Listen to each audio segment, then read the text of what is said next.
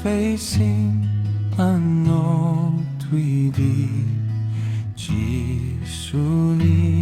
tuiorma Muthang mani tui paika Kalvari ni orka O Kros ani hambay tong tung ay ang tui narsok fruo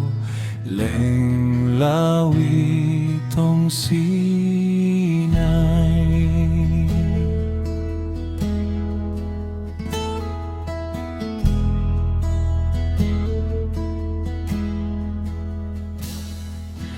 Kros tola bekafi obi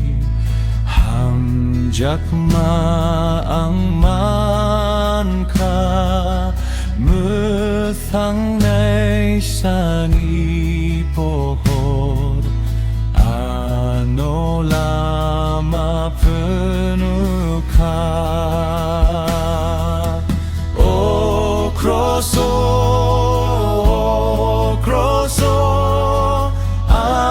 ani hambay tong tung ay ang tui narsok pruo leng lawi tong sinay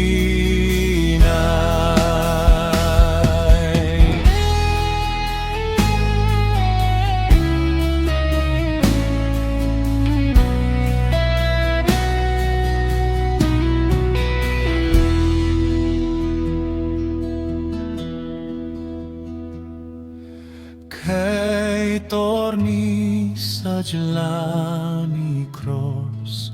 Bukabay ang nuka Leng lama ano reodi Ano chuba paidi O Kros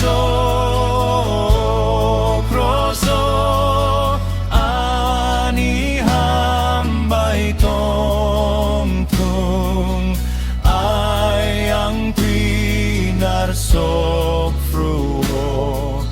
leng lawi tong sinay ang lenay singwi tong ngo poi tobay na harwi bonitong tayang soknay ay ang tui na